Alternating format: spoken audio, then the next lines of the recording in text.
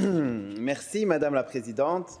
Très heureux d'être avec vous aujourd'hui pour parler de taxes sur le capital, ou taxes sur le patrimoine, ou taxes sur la richesse, appelez-le comme vous voulez. Je vais commencer par rappeler de quoi on parle aujourd'hui. Quelle est notre proposition? Québec solidaire propose que pour toutes les personnes qui ont accumulé plus de 50 millions de dollars, tout ce qui est au-dessus du 50 millions, on en prendrait 1%. Et à partir de 500 millions de dollars, on en prendrait 2%. On parle ici de quelques milliers de foyers québécoises et québécois, quelque chose qui rapporterait quelques milliards, de 2 à 3 milliards de dollars. Évidemment, c'est difficile d'avoir des chiffres clairs sur de telles propositions, car malheureusement, comme personne ne touche au patrimoine au Québec, tout ce qui n'est pas taxé n'est pas calculé, Madame la Présidente. Donc, de qui on parle au juste? Déjà, 50 millions, c'est beaucoup d'argent, mais commençons, Madame la Présidente, s'il vous voulez bien, par les milliardaires. Il y en a à peu près 13, ça fluctue un peu, mais disons qu'il y en a 13 qui accumulent 50 milliards de dollars.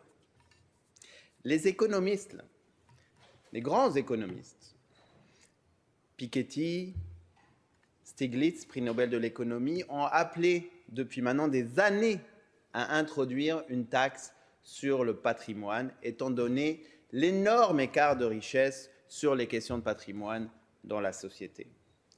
L'économiste Zuckman explique que de toute façon, la richesse de ces multimillionnaires, voire de ces milliardaires, augmente en moyenne de 7,5% par année, et qu'évidemment, si on en prend 1%, ils n'arrêteront pas, au lendemain de cette taxe, d'être multimillionnaires ou milliardaires.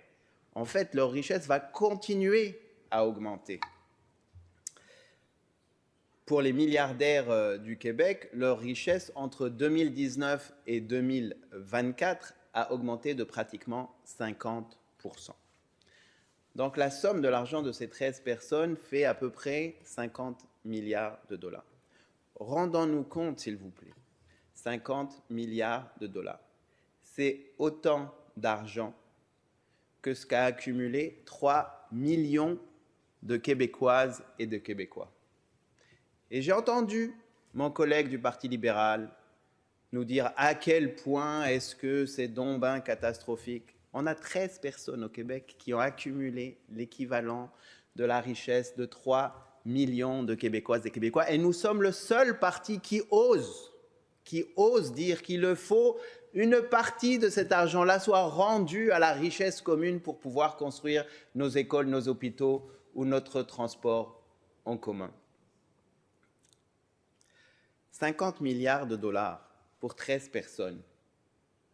Pour l'accumuler, il faut mettre 100 000 dollars de côté tous les ans pendant 500 000 ans. 500 000 ans. C'est-à-dire que quelqu'un, un contemporain de Jésus ou de Moïse, n'est même pas proche s'il est encore vivant aujourd'hui après avoir mis 100 000 dollars de côté tous les ans, Madame la Présidente. Tous les ans. Je ne sais pas si vous imaginez, c'est-à-dire que l'Homo sapiens, les premières traces d'Homo sapiens doivent être de 300 000 ans. Il n'y a aucun être humain sur Terre qui, même s'il était immortel, après avoir accumulé 100 000 dollars par an, tous les ans, pourrait se rapprocher de la richesse commune de ces 13 milliardaires québécois. Et je dis québécois car, évidemment, c'est majoritairement, voire essentiellement des hommes. Et les autres partis nous disent attention, et le ministre des Finances nous a dit attention, ceci est la lutte des classes. Et il n'aime pas la lutte des classes. Eh bien, il se trompe deux fois, Madame la Présidente. D'abord, même sans cette taxe, la lutte de classe opère. Et deuxièmement, en fait, il aime la lutte de classe. C'est juste qu'il en a choisi une. Et c'est entre autres celle de ces milliardaires. La lutte de classe opère parce que j'ai entendu mes collègues dire « oui, mais c'est de l'argent qui est déjà taxé. Le patrimoine, c'est de l'argent qu'on a. Pourquoi taxer quelque chose qu'on a ?» Mais cette taxe-là existe déjà, Madame la Présidente. Pour chacun de nous qui possède une maison, il paye bon an, mal an 1% de la valeur de sa maison pour la garder.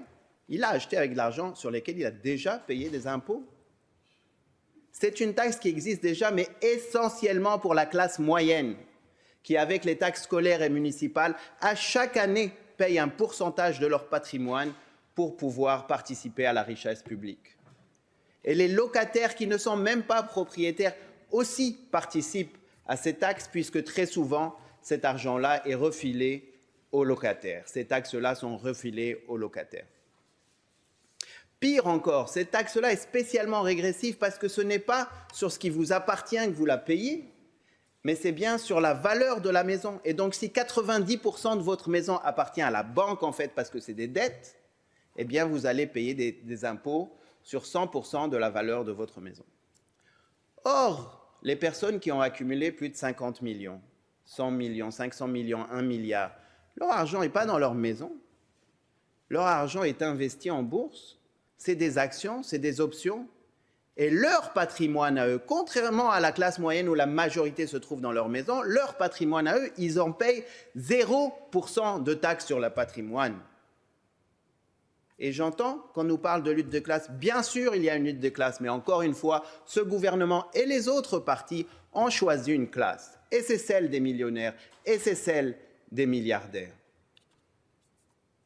Il y a eu des baisses d'impôts depuis 25 ans ici au Québec qui ont essentiellement servi les personnes les plus nantis ou les grosses corporations.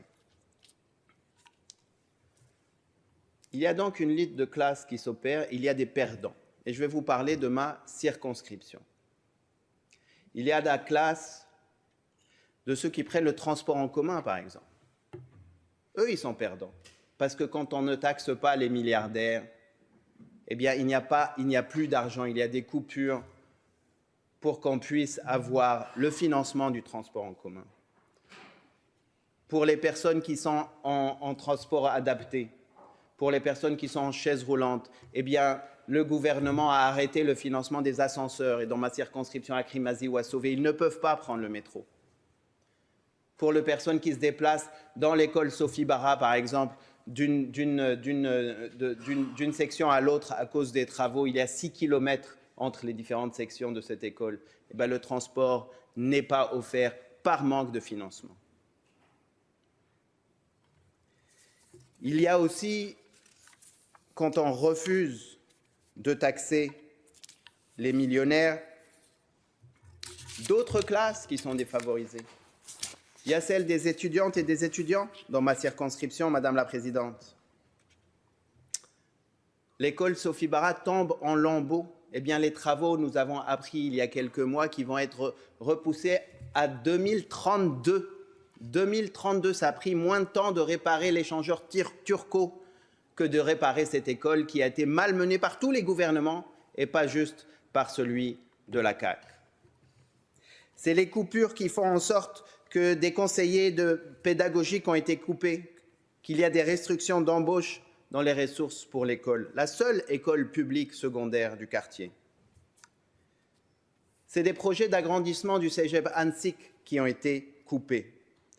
Des coupures qui ont affecté 350 élèves à cause de l'annulation tardive d'un nombre important de cours pour la session d'hiver 2025. Ça, c'est les conséquences de ne pas toucher à l'accumulation obscène de richesses tout en haut de la pyramide.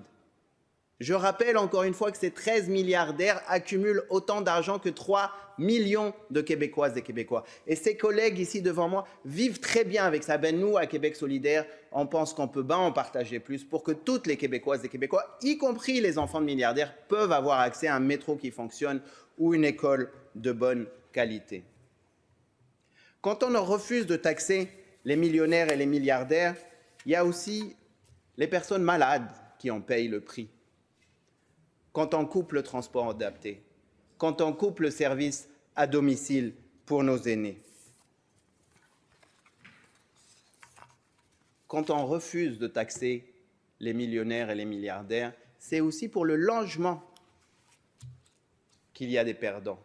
Dans ma circonscription, des beaux projets de coopératives comme Révanou dans l'écoquartier Louvain ont été coupés, n'ont pas trouvé le financement dont ils avaient besoin.